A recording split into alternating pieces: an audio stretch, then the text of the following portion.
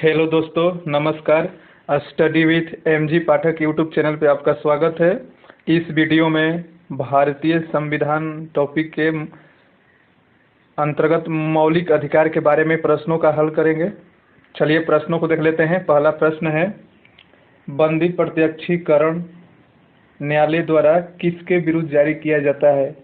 प्रश्न है, मौलिक अधिकार के अंतर्गत जो संवैधानिक उपचारों का अधिकार अनुच्छेद 32 में उल्लेख किया गया है, उसमें सुप्रीम कोर्ट और हाई कोर्ट दोनों को यह अधिकार दिया गया है कि नागरिकों के मौलिक अधिकार के हनन के समय 5 रिट जारी कर सकते हैं। 5 रिटों में यह पहला रिट है बंदी प्रत्यक्षीकरण। ये पूछ रहा है कि न्यायालय द्वारा किसके विरुद्ध जारी किया जाता है। तो ऑप्शन ए है सार्वजनिक प्राधिकरण या व्यक्तिगत दोनों के विरुद्ध, या ऑप्शन बी है कार्यवाही किसी विधानमंडल न्यायालय की अवमानना के तहत हुई हो उसके विरुद्ध, या ऑप्शन सी उनके विरुद्ध जिन्हें न्यायालय दंडित कर चुका है, या ऑप्शन डी उनके विरुद्ध जो निवारक नज़रबंदी में बंद हैं।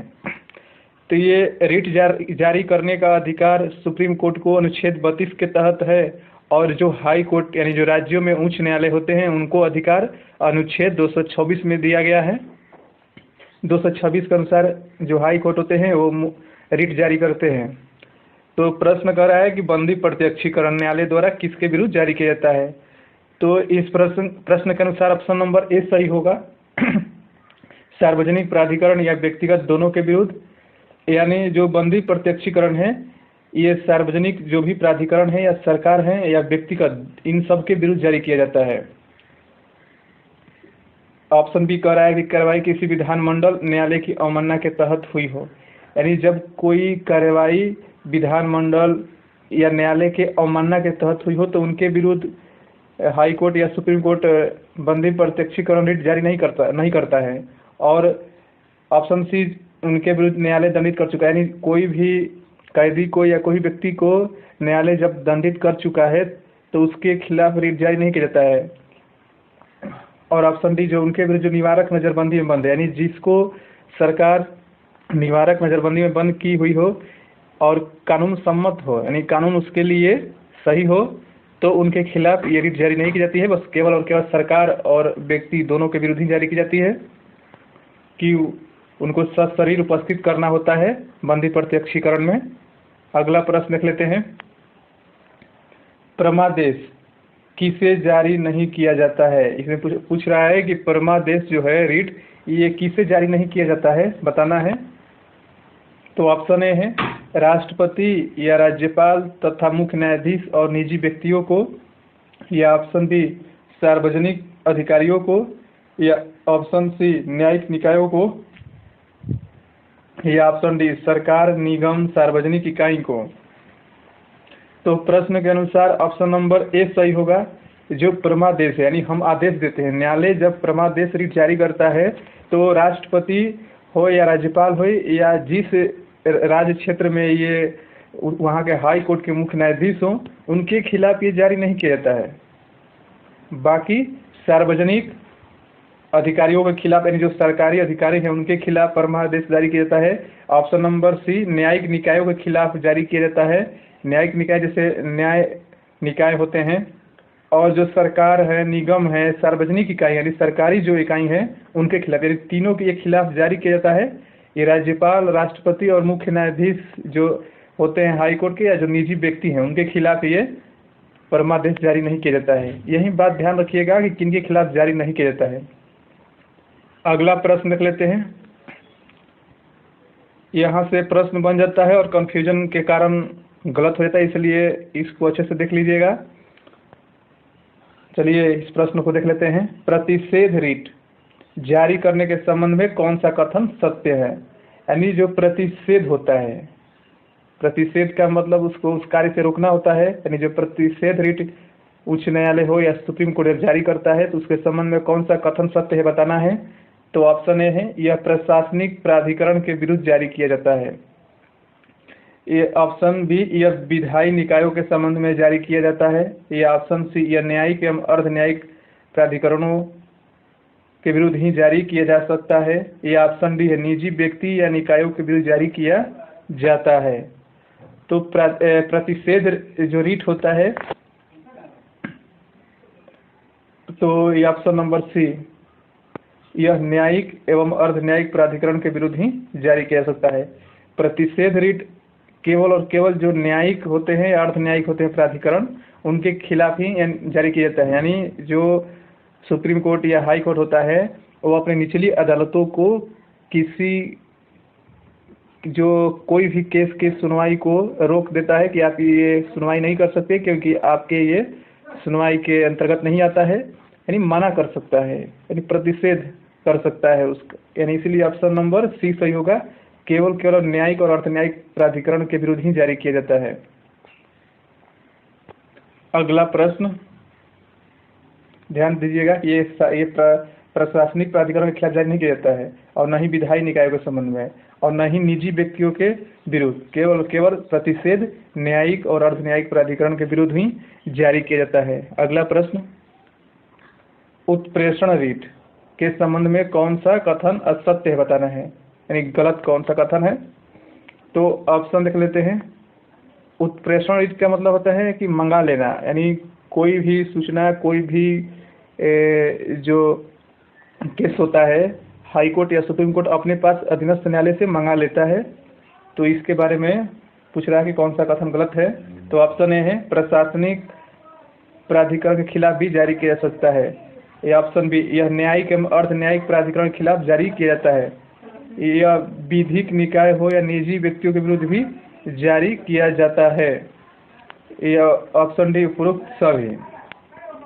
तो इसको एक बार अच्छे से समझ लीजिए कि पहले यह केवल यह न्यायिक और अर्ध न्यायिक प्राधिकरण के खिलाफ ही जारी होता था, लेकिन जब सुप्रीम कोर्ट ने 1991 में एक निर्णय दिया और कहा कि ये प्रशासनिक प्राधिकरण के खिलाफ भी जारी हो सकता है, इसलिए ये दोनों खिलाफ तो होता है और ये तीसरे के खिलाफ नहीं होता है।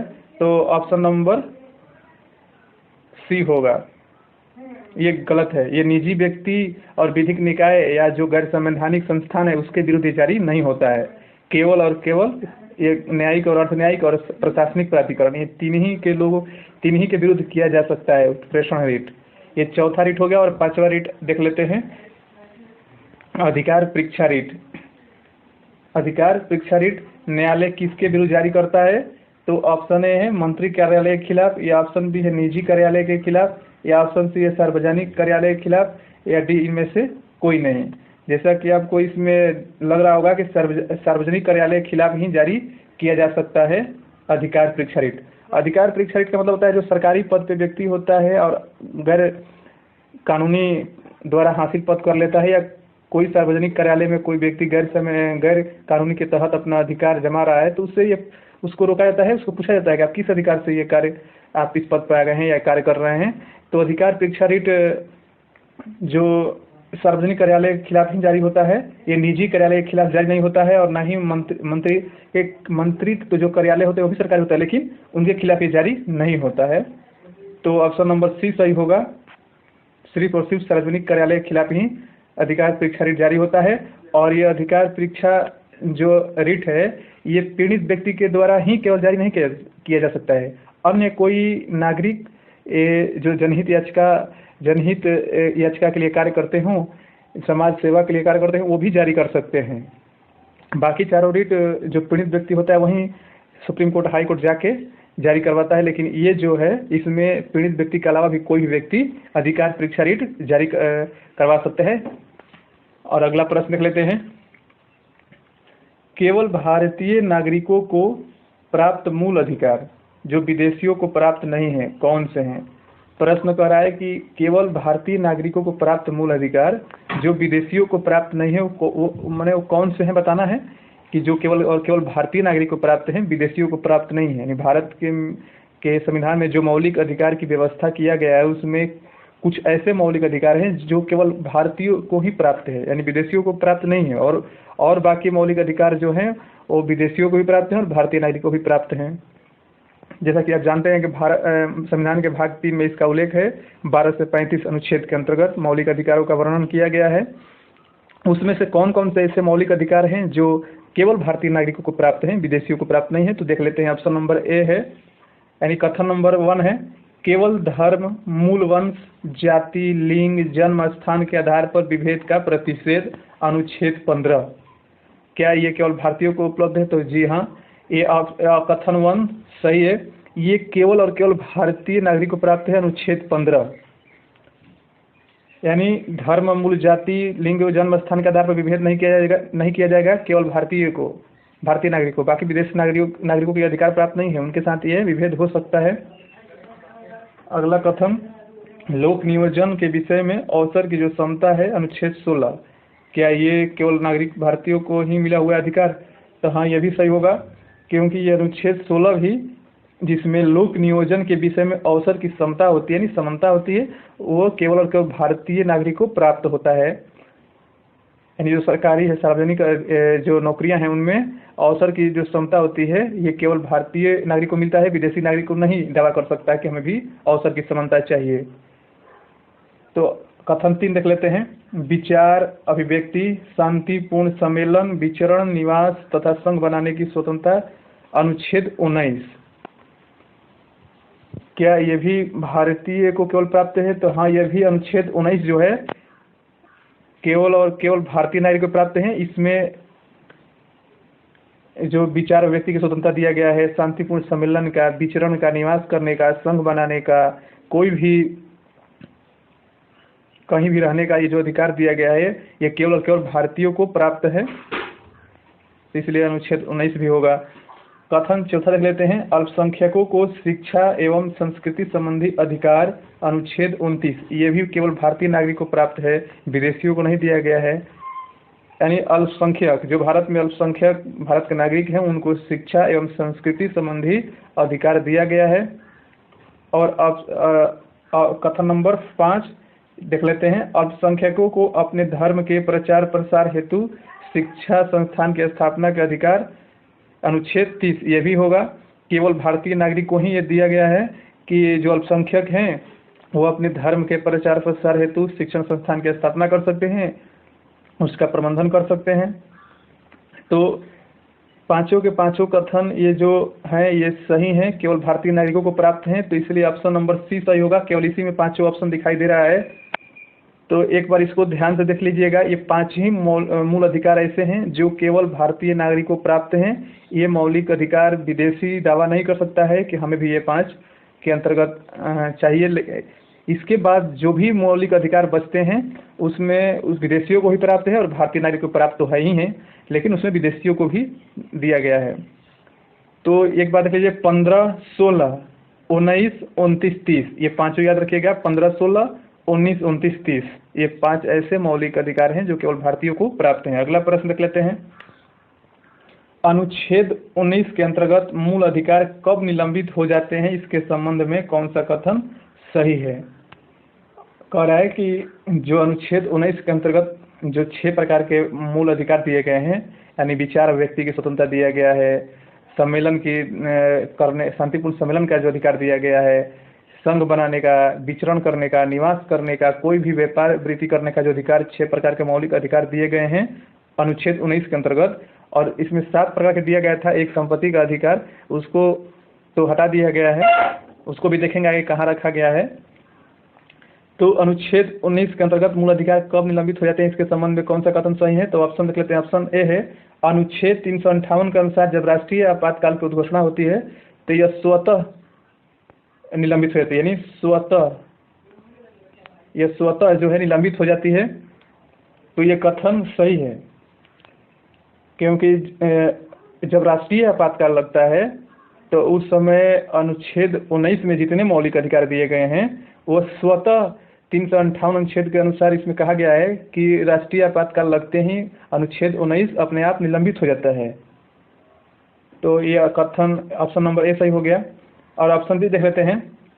44वें संविधान संशोधन 1978 में अनुच्छेद 358 पर प्रतिबंध लगा दिया गया कि अनुच्छेद 19 द्वारा प्रदत्त मूल अधिकार जो हैं वो युद्ध अथवा बाह्य आक्रमण के आधार पर ही निलंबित किया जा सकता है, न कि सशस्त्र विद्रोह के आधार पर। ये ऑप्शन कह रहा है कि पहले था कि 358 के अंतर्गत अनुच्छेद 19 के जितने मौलिक अधिकार हैं राष्ट्रीय आपातकाल लगने के बाद स्वतः अपने आप निलंबित हो जाते थे, सबके सब सातों। और 44वां संविधान संशोधन 1978 में एक प्रतिबंध लगा दिया गया 358 के अनुच्छेद पर कि अनुच्छेद 19 द्वारा जो मौलिक अधिकार हैं वो केवल और केवल बाहरी आक्रमण और युद्ध के समय जब राष्ट्रीय आपातकाल लगेगा तभी अपने आप स्वतः निलंबित हो जाएगा, न कि सशस्त्र विद्रोह के आधार पर। यानी जब सशस्त्र विद्रोह के द्वारा राष्ट्रीय आपातकाल लगेगा तो 19 का जो अनुच्छेद 19 द्वारा मौलिक अधिकार दिया गया है उसका निलंबन नहीं होगा। तो ये कथन सही है, यानी ऑप्शन नंबर डी सही होगा। ए और बी ये दोनों कथन सही है। इसको ध्यान दीजिएगा कि अनुच्छेद 19 के अंतर्गत जो भी मौलिक अधिकार हैं ये राष्ट्रीय आपातकाल लगते हैं तो स्वतः निलंबित हो जाते हैं। इसको अलग से राष्ट्रपति के आदेश की आवश्यकता नहीं होती है निलंबित करने के लिए, अपने आप हो जाता है। और जब राष्ट्रीय आपातकाल खत्म हो जाता है तो अपने आप ये पुनर्जीवित हो जाता है। अगला प्रश्न देख लेते हैं। अनुच्छेद 359 के तहत मूल अधिकार के निलंबन के बारे में कौन सा कथन सही है? अब देख लेते हैं कि अनुच्छेद 359 के तहत जो मौलिक अधिकार का निलंबन होता है उसके बारे में कौन सा कथन सही है। तो ऑप्शन ए है, इसके तहत राष्ट्रपति के आदेश के अनुसार मूल अधिकारों को निलंबित किया जाता है। क्या ये कथन सही है? तो सही है, क्योंकि 359 के तहत मूल अधिकारों का निलंबन जब होता है तो राष्ट्रपति के आदेश के अनुसार ही होता है, स्वतः नहीं होता है। केवल और केवल अनुच्छेद 19 जो है 358 अनुच्छेद के तहत ही स्वतः निलंबित होता है, जबकि 359 के तहत राष्ट्रपति आदेश देते हैं कौन कौन से मूल अधिकार का निलंबन होगा और कौन कौन से रहेगा। तो ये सही है। ऑप्शन बी देख लेते हैं। इसके तहत 20 और 21 को छोड़कर सभी मूल अधिकार निलंबित किए जा सकते हैं। 359 के तहत राष्ट्रीय आपातकाल में राष्ट्रपति 20 और 21 को छोड़कर, यानी अपराध के संरक्षण दोषित के जो संरक्षण है 20 में और जो प्राणदायी स्वतंत्रता अनुच्छेद 21 में है, ये दोनों को छोड़कर बाकी सभी मौलिक अधिकार को निलंबित किया जा सकता है। ऑप्शन सी है, ये राष्ट्रीय आपातकाल के दौरान स्वयं निलंबित नहीं होते हैं। तो ये ध्यान देना योग्य बात है कि यहाँ पे कह रहा है कि ये राष्ट्रीय आपातकाल के दौरान जो मौलिक अधिकार हैं ये स्वतः निलंबित नहीं होते हैं। तो ये बिल्कुल सही है। तो ऑप्शन नंबर डी उपरोक्त सभी सही होगा। इसको एक बार ध्यान से समझ लीजिए कि ये 359 के तहत जो मौलिक अधिकार का निलंबन किया जाता है राष्ट्रीय आपातकाल के दौरान, तो उस समय स्वतः निलंबित नहीं हो जाता है। इसमें राष्ट्रपति आदेश जारी करता है कि कौन कौन से मूल अधिकार को निलंबित किया जा रहा है और कौन कौन से को नहीं किया जा रहा है। और राष्ट्रपति चाहे तो सबको निलंबित कर सकते हैं, केवल 2 मौलिक अधिकार को छोड़ के, अनुच्छेद 20 और अनुच्छेद 21 को, ये निलंबित नहीं होते हैं। अगला प्रश्न, संपत्ति का अधिकार वर्तमान में संविधान के किस भाग में है जो कि अनुच्छेद 300 में स्थित है? यानी कह रहा है कि संपत्ति का अधिकार वर्तमान में संविधान के किस भाग में है जो कि अनुच्छेद 300 में है। यानी संपत्ति का अधिकार को अब अनुच्छेद 300 में रखा गया है। पहले ही यह अनुच्छेद 31 में था और उसके और वह 19 के 6 में था। ये 19 के 6 में भी था और अनुच्छेद 31 में भी था, लेकिन 44वां संविधान संशोधन अधिनियम को पारित करके अनुच्छेद 300 के अंतर्गत संपत्ति के अधिकार को रखा गया। और यह विधिक या कानूनिक अधिकार है, संवैधानिक अधिकार है, लेकिन मौलिक अधिकार ये नहीं है। मौलिक अधिकार के अंतर्गत से इसको हटा दिया गया है। केवल और केवल संवैधानिक अधिकार है, विधिक अधिकार है और कानूनिक अधिकार है। तो ऑप्शन देख लेते हैं। ऑप्शन ए है भाग 3, ऑप्शन बी है भाग 12, ऑप्शन सी है भाग 13, ऑप्शन डी है भाग 14। तो संपत्ति का अधिकार संविधान के भाग 12 में रखा गया है, इसलिए ऑप्शन नंबर बी सही होगा। ये जो 12 से 35 तक मौलिक अधिकार होता है, इसमें आप 12 में राज्य की परिभाषा दिया गया है और 13 में जो मौलिक अधिकार को संकुचित करते हैं उनके बारे में वर्णन किया गया है। और 14 से लेके 30-32 तक जानते ही हैं। 31 में आपको संपत्ति का अधिकार था, अब इसको खत्म कर दिया गया है। 32 में संवैधानिक उपचार का अधिकार अभी पढ़ रहे थे, 5 रिट जारी करने का जो अधिकार दिया गया है सुप्रीम कोर्ट को और हाई कोर्ट को। उसके बाद जो अनुच्छेद 33 बचता है, इसमें जो सैनिक बल और सैनिक बल जो होते हैं उनके मौलिक अधिकार में कटौती करने का अधिकार संसद को दिया गया है, ताकि उनका कार्य सुचारू रूप से चले, कोई व्यवधान उत्पन्न न हो। क्योंकि जो सैनिक हैं वो भी अपने कहने लगे कि हमारा भी मौलिक अधिकार है, तो फिर देश की रक्षा नहीं कर पाएंगे। जो सैनिक बल है वो आंतरिक सुरक्षा नहीं कर पाएंगे। इसलिए 33 में कहा गया है कि संसद कुछ मौलिक अधिकार प्रतिबंध सैनिक और असैनिक बल के मूल अधिकार में लगा सकता है। और 34 जो है, 34 में कहा गया है कि जब किसी भी क्षेत्र में मार्शल लॉ लागू होता है, यानी जो सैन्य कानून लागू होता है, उस समय इसके बारे में वर्णन किया गया है। और जो अनुच्छेद 35 है, अनुच्छेद 35 में यह अधिकार दिया गया है संसद को कि किसी भी प्रकार का जो जैसे रीट जारी करने का अधिकार सिर्फ और सिर्फ सुप्रीम कोर्ट हाई कोर्ट को है, लेकिन अनुच्छेद 35 का प्रयोग करके संसद अन्य किसी न्यायालय को भी अधिकार दे सकता है कि आप भी रीट जारी कर सकते हैं। इस प्रकार कई प्रकार के कानून बनाने का अधिकार संसद को मिल जाता है अनुच्छेद 35 के अंतर्गत। और 33 जानी गया कि सैन्य और सैनिक बल को कुछ मौलिक अधिकार को कम किया जाता है। और 34 में ये सैन्य कानून जो मार्शल लॉ लागू होता है उसके बारे में वर्णन है। और 31 में आपका संपत्ति का अधिकार। बाकी 14 से लेके आप 32 तक जानते ही हैं। ये थोड़ा सा हम इसको उल्लेख कर दिए कि आप एक थोड़ा सा जान जाएंगे तो अच्छा रहेगा। अगला प्रश्न देख लेते हैं और इस वीडियो का अंतिम प्रश्न है, संविधान सभा के गठन के बाद मूल अधिकारों पर उप समिति का गठन सुझाव देने के लिए किसकी अध्यक्षता में की गई थी। प्रश्न कर रहा है कि संविधान सभा के गठन के बाद मूल अधिकारों पर उप समिति का गठन सुझाव देने के लिए किसकी अध्यक्षता में की गई थी। यानी जब 1946 में मूल अधिकारों के बारे में और अल्पसंख्यकों के अधिकार के बारे में एक परामर्शदात्री समिति का गठन किया गया था, उसके जो अध्यक्ष थे वो सरदार वल्लभ भाई पटेल थे। और उन्हीं के अंतर्गत दो उप समिति का गठन किया गया था। एक उप समिति का जो मूल अधिकार के उप समिति थी और एक अल्पसंख्यक उप समिति थी। तो देखते हैं कि जो उप समिति मूल अधिकार से संबंधित थी तो उनके अध्यक्ष कौन थे। तो ऑप्शन ए है एच.सी. मुखर्जी, ऑप्शन बी है जे.बी. कृपलानी, ऑप्शन सी है सरदार पटेल और ऑप्शन डी है डॉक्टर राजेंद्र प्रसाद। तो प्रश्न के अनुसार ऑप्शन नंबर बी सही होगा। जे.बी. कृपलानी की अध्यक्षता में मूल अधिकार के उप समिति के अध्यक्षता के अंतर्गत सुझाव देने के लिए उप समिति का गठन किया गया था। और जो एच.सी. मुखर्जी हैं ये अल्पसंख्यक उप समिति के अध्यक्ष थे। और सरदार पटेल परामर्शदात्री जो था मौलिक अधिकार और अल्पसंख्यक के अधिकार को उसके ये समिति के अध्यक्ष थे। और उप समिति जो मौलिक अधिकार के थे वो जे.बी. कृपलानी और राजेंद्र प्रसाद जानते ही हैं संविधान सभा के अध्यक्ष थे। तो ऑप्शन नंबर सी बी सही होगा। धन्यवाद।